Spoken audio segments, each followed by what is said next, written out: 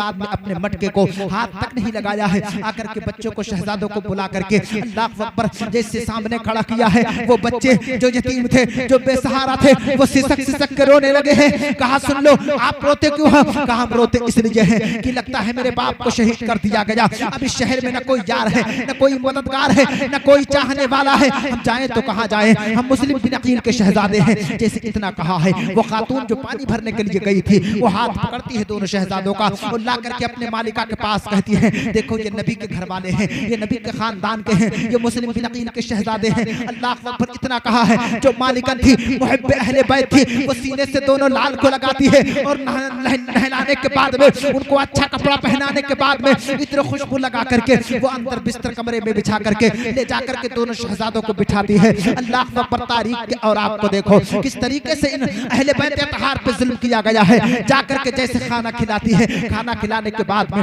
प्यार फरमाने के बाद में, उन बच्चों को जो बिस्तर पे लेटाती है। अल्लाह अकबर। तारीख के बड़े कम वक्त में मैं तारीख को समेट करके आपके निगाहों के सामने रखना चाहता हूँ। ये मुस्लिम बिन अकील के दो शहजादे हैं, ये दो यतीम हैं, जब आपस में लिपट करके सोए हैं। अब रात गुजरी है, रात का पिछला पहर गुजरा है। अब वो मुहब्बे अहले बैत जो औरत थी, उसका शौहर जो था वो इब्ने ज़ियाद का जासूस था, उसका चेला था, दौलत की लालच में आकर के उन बच्चों की तलाश कर रहा था। अब जब रात ख्वाब में नबी तशरीफ लाए हैं, जरा कह दो सुभान अल्लाह, नबी तशरीफ लाए हैं, अली तशरीफ लेकर के आए हैं और नबी ने कहा था, ए मुस्लिम बिन अकील, ए मुस्लिम बिन अकील, तुम यहाँ हो, सारी जमातें यहाँ हैं, फातिमा यहाँ है, लेकिन अपने दो बच्चों को कहाँ छोड़ करके आए हो? जैसे इतना कहा है, मुस्लिम बिन अकील कहते हैं, या रसूल अल्लाह, मेरे बच्चे अभी कुछ ही देर में आपके पास तशरीफ लेकर के चले आएंगे। जैसे इतना कहा है, एक भाई नहीं बल्कि दोनों भाई ख्वाब देख रहे थे। अब छोटे भाई की आंख खुली है, छोटा भाई उठ करके बैठा है, सारा कतार चीख करके रोने लगा है। अब जब बड़े भाई ने रोने की आवाज सुनी,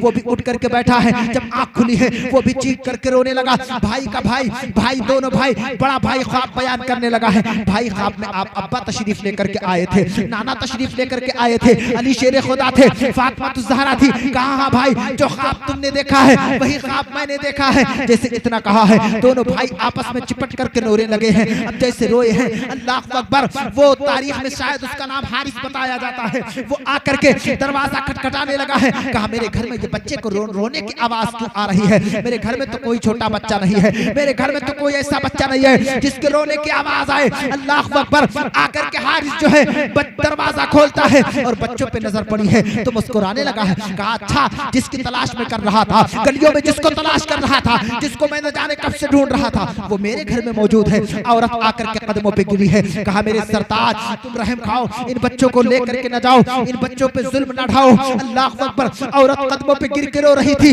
मुहब्बे अहले बैत थी, नबी की मोहब्बत में, अहले बैत की मोहब्बत में रोक रही थी। लेकिन अल्लाह अकबर, तारीख क्यों ना और आँख को पलट करके देखो, वो नन्हे शहजादों को हारिस जा करके उनके जुल्फों को पकड़ने के बाद उनको घसीट करके कमरे से बाहर निकालता है। अल्लाह अकबर, वो कैसा दर्द रहा होगा। हारिस ने जैसे बच्चों के जुल्फों को पकड़ा है, अल्लाह अकबर, वो तारीख उठा करके देखो कि अल्लाह के फरिश्ते रो रहे होंगे कि नबी के अहले बैत पे क्या जुल्म हो रहा है। घसीट करके इन हारिस ने निकाला दोनों बच्चों को। कहा सुन लो, सुबह को तुमको दरबारे यजीद में पेश कर दिया जाएगा, इब्ने ज़ियाद के दरबार में पेश कर दिया जाएगा। अल्लाह अकबर। औरत कह रही थी, ए मेरे सरताज, ए मेरे सरताज, रहम करो, तुमको पता नहीं है जन्नत मिलेगी तो इन्हीं के सदक़े से। अगर आज जो मिल रहा है वो इन्हीं का सदका मिल रहा है। कायनात अगर जिंदा है तो इन्हीं के सदक़े से जिंदा है। लेकिन वो जानता था, दौलत की लालच में था, वो यजीद की हुकूमत के लालच में था, तख्त व ताज के लालच में था। दुनिया उसकी मोहब्बत बन चुकी थी, दुनिया की मोहब्बत में समा चुका था, लेकिन उसको खबर न थी। अल्लाह अकबर। जैसे सुबह होती है, ये दो शहजादों को पकड़ता है और पकड़ने के बाद में ले जाता है एक दरिया के किनारे और दोनों शहजादों को इसने शहीद किया है। अल मुख्तसर। इतना सोचो, जब तलवार चलानी होती है तो बड़ा भाई एक आकर के छोटे भाई को लिपटता है। कहा ए जालिम, तलवार न चलाना, ए जालिम, तलवार न चलाना। कहा कहना क्या चाहते हो? तो बड़ा भाई कहने लगा है, पहले मेरी गर्दन पे तलवार चला दे,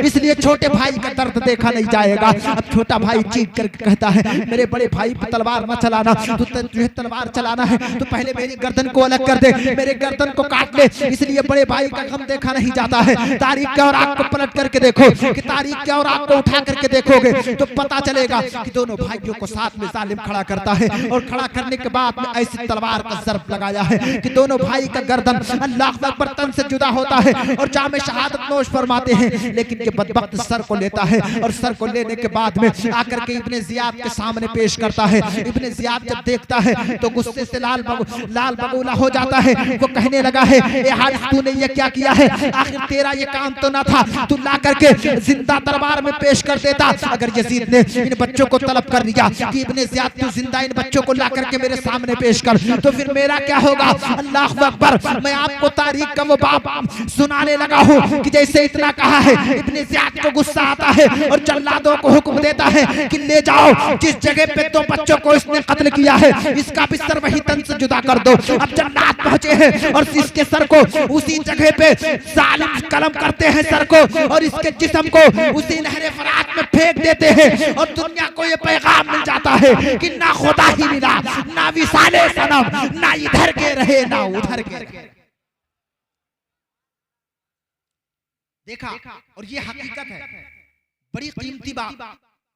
या आप अपने पूरी मुकम्मल बेदारी से सुनना, जिन लोगों ने करबला के इमाम हुसैन चले, करबला के ताल्लुक से जहां जहां भी शहादतें हुई, करबला के मुसाफिरों को शहीद किया गया, अहले बैत अतहार पे जुल्म ढाए गए। तारीख उठा करके देखो कि करबला के बाद इनमें से जितने 22,000 का लश्कर था, जो इनमें नामवर थे, अमर बिन साद कह लीजिए, इब्ने जियाद कह लीजिए, खूली कह लीजिए, ये सब अपने आप को चीफ कमांडर समझते थे कि अब हमारे अलावा कोई नहीं है। जब जुल्म हद से बढ़ता है तो सर चढ़ के बोला करता है।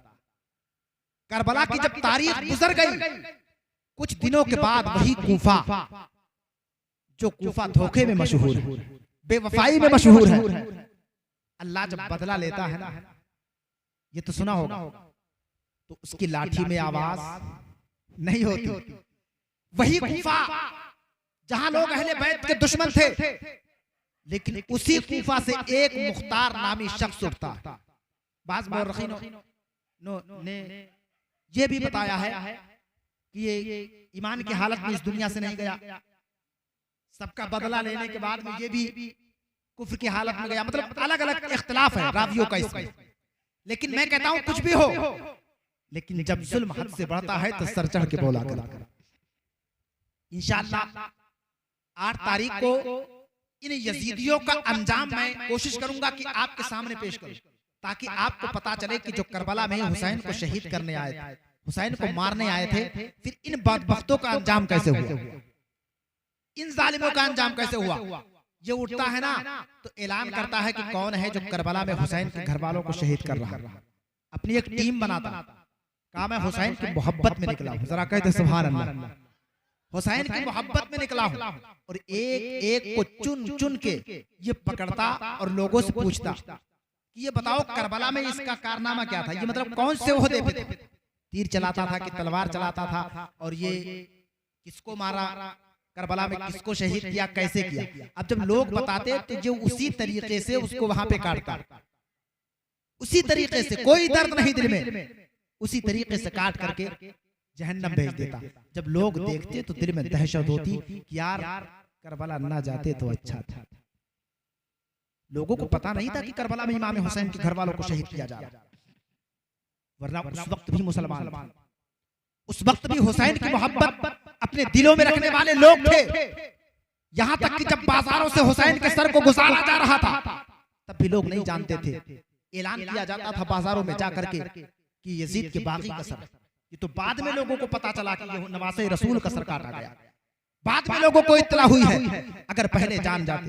लेकिन कसम खुदा की एक जुमला ही रुक के कहूंगा, ये तो मर्जी मौला थी,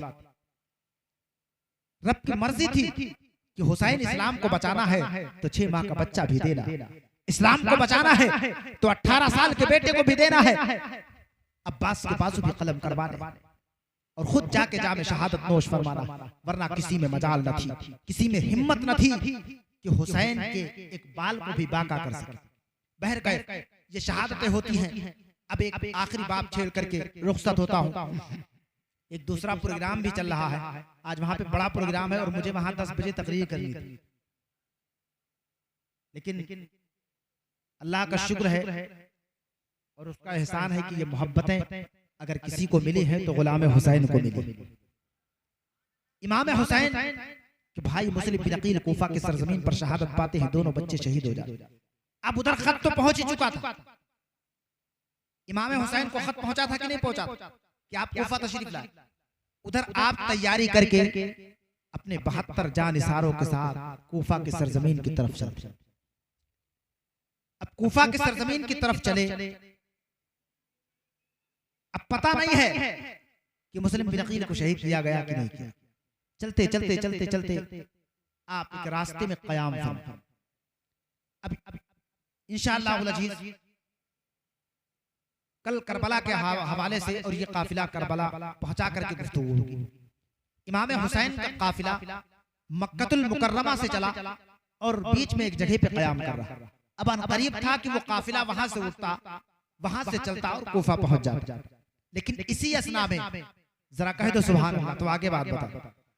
इसी असना में एक शख्स कूफा की सरजमीन से मक्कतुल मुकर्रमा की तरफ रवाना हो रहा। रास्ते में देखा बड़ा काफिला है, जाकर के पूछने लगा ये काफिला कहाँ जा रहा? कहा ये कूफा जा रहा है, ये हुसैन इब्ने अली। उसने कहा ना, वहां मत जाना। इमाम हुसैन कहने लगे बात क्या है, वहां क्यों ना जाए? हमने अपने भाई मुस्लिम बिन अकील को भेज दिया, कहा उनको शहीद कर दिया गया है, उनके 2 यतीम बच्चों को भी शहीद कर दिया गया है। आप कूफा की सरजमीन पर हरगिज़ कदम न रखें, आप कूफा की सरजमीन पर न जाएं, इसलिए कि वहां के हालात बड़े पेचीदा हैं, बड़े खराब हैं। इब्ने ज़ियाद वहां के तख्त हुकूमत को संभाल रहा है और वो आपके खिलाफ लोगों को वरगला रहा है। अल्लाह अकबर, ये तारीख होती है। अब यहीं से इमाम हुसैन का काफिला चलेगा और करबला की सरजमीन पर पहुंचेगा। इसलिए कि जाना करबला ही है, जाना करबला ही है और करबला ही सब कुछ। ये काफिला चलते चलते करबला कैसे पहुंचेगा और 1000 का लश्कर लेकर के हुर बिन रियाही जिनको कहा जाता, वो आकर के इमाम हुसैन का लश्कर रोकेंगे। इस हवाले से इंशाअल्लाह कल गुफ्तगू होगी। अल्लाह की बारगाह में दुआ है कि मौला जितनी भी बातें हुई अपनी बारगाह में कबूल